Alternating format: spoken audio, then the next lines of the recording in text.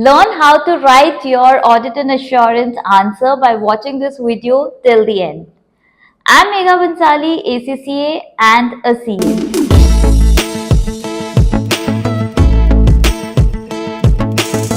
In these series of solving past papers, we are discussing past paper of audit and assurance examination, and along with discussing the paper, we're discussing effective exam strategy, time management, writing skills, what to do if you're getting stuck, and I'm giving you all of those tips in this video. So please watch it till the end. Don't forget to subscribe to my channel, share it with more of your friends, and do drop in a comment below on how you're finding our past paper series.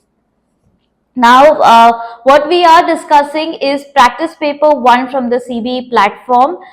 So without wasting much time, let's get started.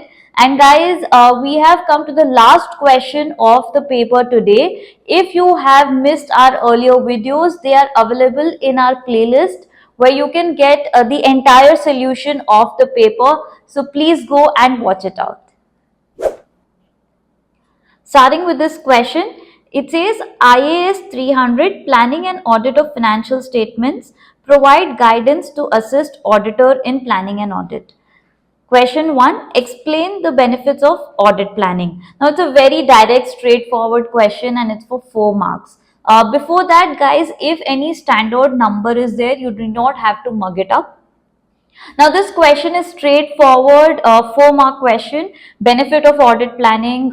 So all of, we know what are the common benefits of planning in fact.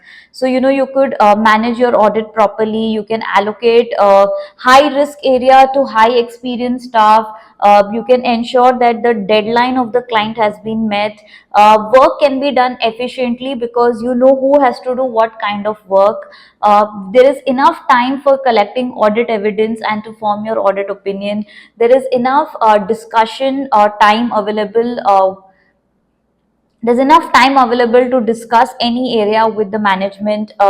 So these are all your benefits of audit planning. You could also write benefits like it helps in better assessment of audit risk, it helps in better understanding what audit procedures have to be performed. So all these are your benefits. So any 4 points you can write, simple straightforward 4 points will give you marks.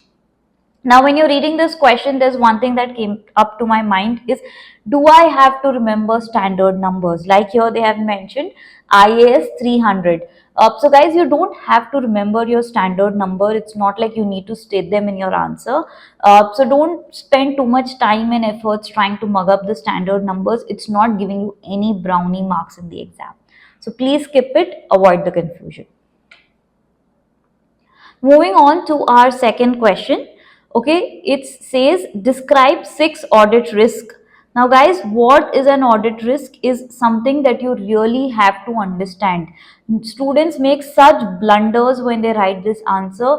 You have to remember 2 things that you need to put in when you're writing your audit risk. Risk in simple language is what could go wrong. That's it. You have to identify what could go wrong. Now, what could go wrong is simple. In a financial statements, the numbers could be incorrect. There could be non-compliances with IFRS. Something is understated, something is overstated. These are your possible outcomes. That's it. So you have to write around these 4 things. Accounting entry has not been passed, compliances have not been made, numbers are understated or overstated. So these things identify and write in your audit risk. Then it says, and explain the auditor's response to each risk in planning the audit of Citita Sparkle Co. Now here basically what is your response? So first you identify what could go wrong, then what work will you do or what audit procedures will you perform to actually evaluate if this is gone wrong or no. Right now it's my estimate. I'm just estimating that this is something that could go wrong. Now how do I verify that is through my audit procedures. That's your audit response. So simple, risk, procedure, that's it. That's what you need to write. Now in this question guys, as in when you're reading, whatever risk you identify, start putting it in your boxes. Start putting it under your audit risk box. Then later you have to just reframe this in your own language and your answer is done. Okay, so that's it with this answer. It's so simple and straightforward. Now let's read the question.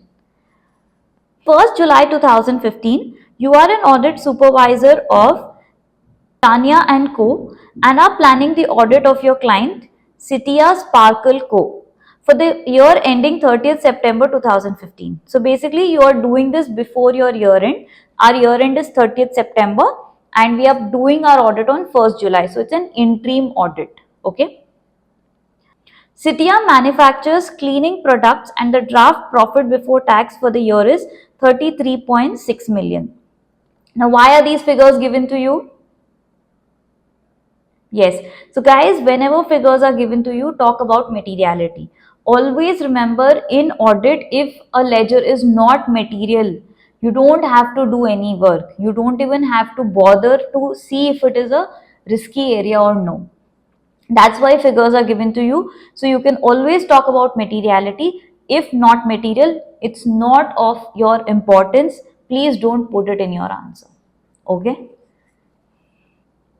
You are supervising a large audit team for the first time and will have specific responsibility for supervising and reviewing the work of the audit assistants in your team.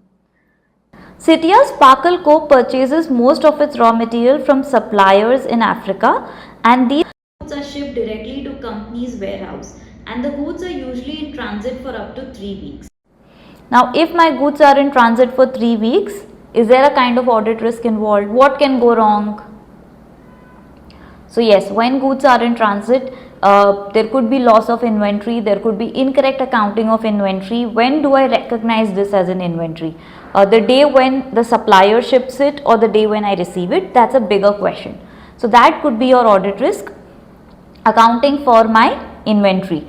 Also here you could talk about cut-off accounting. So for the goods which are in transit at the year end, how are they being treated? Are they shown as inventory in transit or are they not shown as inventory? What has been done? That's a kind of a question here.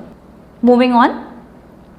The company has incurred 1.3 million of expenditure on developing a new range of cleaning products which are due to be launched into the market in Jan 2016. In November 2014, Citia Sparkle Co. also invested 0.9 million in a complex piece of plant and machinery as a part of the development process. The full amount has been capitalized and this cost includes the purchase price, installation cost and training cost. So here they are talking about two things. Okay. One is they have incurred 1.3 million on developing a new cleaning product. Now we know whenever there is a development expense, what is involved here guys? Yes, please think quickly. Yes, capitalization criteria. So we have to see if capitalization criteria are fulfilled and only then capitalization should take place. So that's your audit risk. Without the criteria being fulfilled, you are capitalizing it. What is your response? See if all the capitalization criteria have been fulfilled. What is the management assessment around this? All those is your response. Then next one is there is a 0.9 million of machinery that you have purchased. Now here the question is basically capitalization cost, because it says the amount has been capitalized which includes purchase, installation and training. Your IA 16 says training cost never to be capitalized. So that's your audit risk, overstatement of plant and machinery. So here the audit statement is very specific, overstatement of plant and machinery. So you can write that. What is your response? Evaluate how much is the training cost which has been capitalized and get this cost reversed back, because this is not supposed to be capitalized. It's a non-compliance with my IAS 16. Simple, straightforward. Okay. Now let's move on. So in this one paragraph, 3 audit risk we have already got. We just need 3 more. This year the bonus scheme for senior management and directors have been changed, so that rather than focusing on profit, it is instead based on the value of the year end's total asset. In the previous year, an allowance for receivable made up for specific balance which equal to almost 1% of trade receivable was maintained. However, the finance director feel that this is excessive and unnecessary and therefore not included in it in for 2015 and has credited the opening balance to profit and loss account. So here what's happening? There's a personal interest of the finance director. So basically here the finance director is going to get bonus based on the value of the asset. Therefore, he'll want to overstate the asset. That's the audit risk. Now, which balance is he trying to overstate? Trade receivables, by not creating a allowance for bad debt. So that's your simple audit risk. So your response would be assess why provision for your bad debts have not been created, verify the list of your trade receivables and check for subsequent payment. If subsequently after the year end money has come from my trade receivables, that's still okay that bad debt provisioning has not been created. However, if money has not come and still bad debt provision is not created, then it shows that the finance director has personal interest of getting high bonus. So that's my entire scenario here. I hope you guys are following, right? I'm not giving you the exact language that you need to write, but I'm trying to explain the scenario so that you can put in this in your own language. Please write it in your own language. Don't try to mug up any fancy language for your answer, because it makes the answer more difficult and complicated for the examiner to understand. When you're writing it in your own words, it's simple and straightforward. A new general ledger system was introduced in June 2015. The finance director has stated that the data was transferred and the old and the new system will be run in parallel until the end of October 2015. Due to the additional workload on the finance team, the bank reconciliation have not been completed in June 2015 and will not be done for remaining months either. So here running of two accounting softwares is something that could lead to omission of some data, not transferring the data accurately. So how do you match, if the old system is good, correct, or the new system is correct? It creates a lot of confusion and gets chaotic. So here you can talk about two audit softwares, and this could lead to omission of data, which is an audit risk.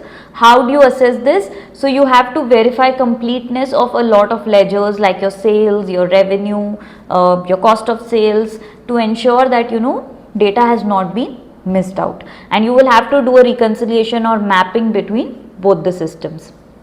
Then bank reconciliations have not been performed, which is a very high audit risk, because that means your bank balances could be inaccurate, which is a very big problem. Ultimately, the money I have in my bank account matters, because that's what I'm doing my entire business for. So my bank account balance cannot be inaccurate. Now moving on, the finance director is comfortable with this, as these reconciliations were completed successfully for both April and May. No, it is not okay. Bank reconciliations have to be prepared every month end, right? Yes. In addition, you have been informed that the year-end close down of trade payables will be undertaken on 8th October 2015. So they are also saying that the trade payables will be accounted as on 8th October, though my year-end is 30th of September. 8 days gap is going to be there. So again, what is the audit risk? Inaccurate accounting of trade payables. Now, how do you make sure that this has been corrected? So you will have to do a proper reconciliation from 30th September to 8th October and see what is the movement during these 8 days and make sure they are adjusted accurately. So this completes our last question of our practice paper 1. I hope you have got a fair understanding of how to identify your audit risk. Remember guys, what could go wrong is your audit risk. So anything which is not stated accurately is your audit risk. How are you going to check if this is right or wrong is your audit response or your audit procedures. So it's very simple, straightforward, and these kind of questions come every attempt. So my suggestion is to practice little more of these questions, so that if it's like 12 mark question here, at least you should target a 10 out of 12, so that you're very comfortable with passing your audit paper. So this is one question, control is one question like that. So you should target 10, 10 in this and control.